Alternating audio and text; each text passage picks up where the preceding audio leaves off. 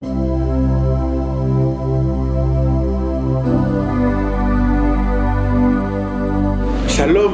peuple de Dieu, bonjour ou bonsoir, c'est là dépend de l'heure à laquelle vous allez nous suivre. De toutes les façons, nous sommes encore devant vous pour partager la pensée de l'Éternel, pour parler de notre Seigneur pendant ce moment très spécifique, particulier, où le monde est en train d'être cloué, est en train d'être secoué par une situation que tous nous n'ignorons pas. Alors ça ne sera pas correct de notre part de donner un autre message qui ne va pas cadrer du contexte actuel. C'est pourquoi, chers frères dans le Seigneur, bien-aimés, je vous demanderai de lire ensemble avec moi le psaume 23. Nous allons associer le psaume 23 avec le psaume 91. Et c'est là que nous allons essayer de cerner quelle est la pensée de l'Éternel par rapport au message du jour. Sans plus tarder, je lis le psaume 23 que nous connaissons tous qui dit « L'Éternel est mon berger, je ne manquerai de rien. Il me fait reposer dans le vert pâturage, il me dirige près des eaux paisibles. Il restaure mon âme, il me conduit dans les sentiers de la justice à cause de son nom.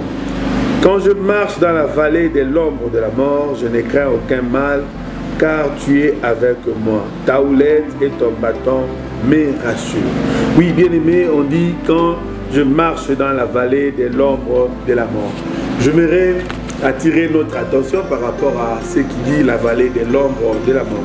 Et si nous prenons aussi toujours le psaume 91, le psaume 91 qui dit au premier verset, « Celui qui demeure sous l'abri du Très-Haut repose à l'ombre du Tout-Puissant. » Bien aimé, de ces deux psaumes, nous pouvons directement comprendre.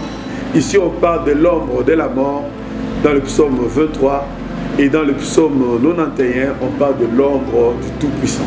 Et par là, nous pouvons comprendre qu'il y a des ombres qui nous caractérisent, qui nous accompagnent et qui dominent sur nous. Par exemple, celui qui est sous l'ombre du Tout-Puissant, c'est-à-dire il est sous l'autorité du Tout-Puissant, il est sous l'autorité, sous la protection, sous l'obligation. C'est-à-dire c'est le Seigneur qui est en train de régner sur lui, c'est le Seigneur qui est en train de le gouverner, c'est-à-dire il est sous les directives de l'Éternel. Et c'est lui qui est sous l'ombre de la mort, c'est-à-dire ici il est sous la domination de la mort, sous la domination de la peur. La peur, c'est la mort qui domine sur lui, c'est la peur, c'est la mort qui domine dans ses enfants, parmi ses enfants plutôt, dans sa maison et dans toute autre chose. Mais le moment où nous sommes en train de traverser, nous sommes aussi dominés par une ombre. Quelle est cette ombre-là? C'est l'ombre de coronavirus. Corona domine presque le monde.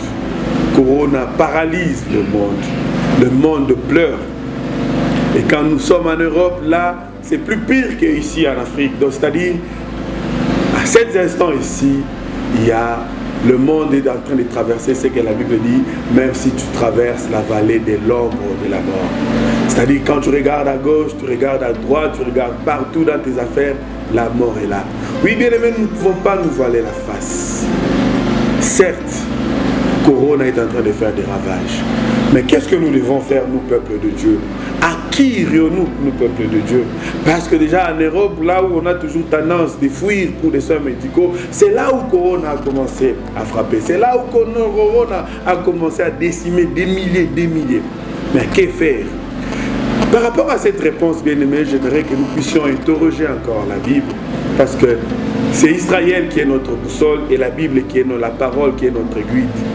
Vous verrez que toujours dans la Bible, quand Israël marchait pour avoir de rois, on devait interroger Israël dans les tribus de Juda.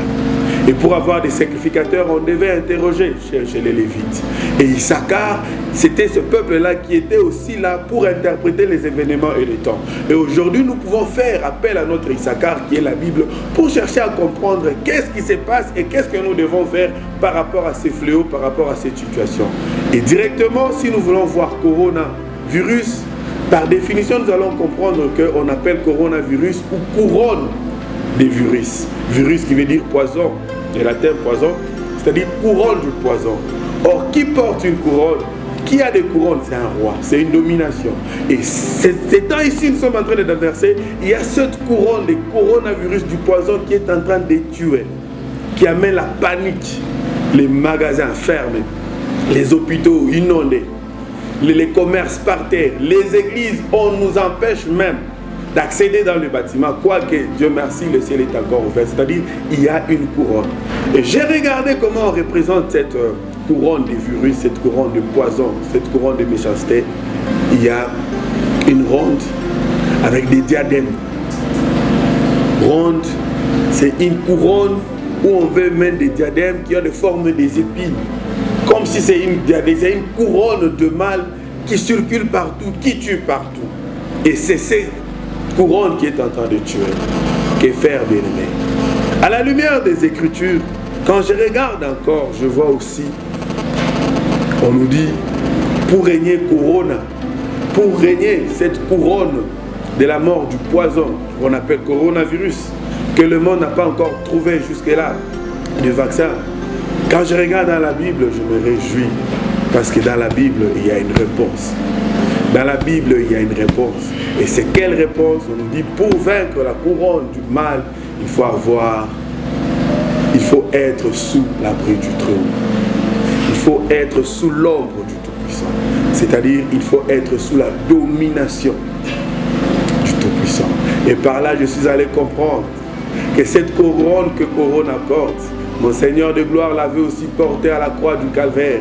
Et ce jour-là, il était couronné avec une couronne aussi d'épines. Et ce jour-là, quand il est mort, après la résurrection, on pouvait poser la question, ô mort, où est ton aiguillon? Église de Dieu, peuple de l'Éternel, je suis venu vous dire, quelle que soit la couronne que le monde a fait porter à cette pandémie, le nôtre, Jésus-Christ de Nazareth, avait longtemps porté une couronne, afin que dans des situations pareilles, nous puissions plus lui faire confiance, nous puissions plus se confiner en lui. Oui, parce qu'il dit, Christ en moi, c'est l'espérance de la gloire. Quand nous sommes en lui, Corona ne peut rien nous faire. Quand nous sommes en lui, nous sommes sous l'ombre de la protection, nous sommes sous sa domination, et aucun mal, alors aucun mal peut nous faire fléchir, aucun mal, alors aucun mal peut nous faire au Dieu de gloire pleurer. Peuple de Dieu, nous avons la solution. Notre Jésus-Christ est la solution. Il est celui qui domine. Faisons-lui plus encore confiance. Croyons plus encore en lui. Même s'il y a des échos partout qui disent Corona fait ceci, fait cela, je crois que l'écho qui doit être favorable dans nos oreilles, c'est celui d'entendre que Christ est notre roi. Christ est notre Seigneur. Il règne. Il fait toutes choses. Bien-aimés, que cette pensée nous accompagne pendant cette période. Que cette pensée nous accompagne pendant cette semaine. Quoique nous ne pouvons pas aller dans nos églises, mais nous pouvons croire qu'il règne, il domine. Alors si nous pouvons l'élever comme Seigneur Jésus-Christ, comme si nous pouvons l'élever comme Seigneur dans toutes choses, je crois qu'il va dominer toutes choses. Que mon Dieu vous bénisse abondamment. Je vais devoir prier avec toi de mon église La Colonne. Je vais devoir prier avec toi, chrétien de partout. Si tu crois réellement que Jésus-Christ est roi, il a à sa tête une couronne qui porte des épines, non pas pour amener la mort, mais pour amener la vie. Tu vas prier avec moi. Éternel Dieu de grâce, la Bible me dit que dans le palais de l'Éternel, tout crie gloire. Laisse que, ô Dieu de gloire, dans la vie de mon frère, dans la vie de ma soeur, dans la vie de ce pays, que tout puisse crier gloire. Non pas gloire par rapport à la mort, mais gloire par rapport à la vie. Parce que tu es le maître de la vie.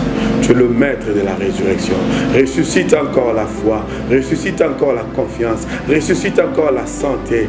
Que le monde sache maintenant, au Dieu de gloire, que tu es le maître et le roi des rois. Règne aujourd'hui et à jamais. Nous avons ainsi prié. Amen.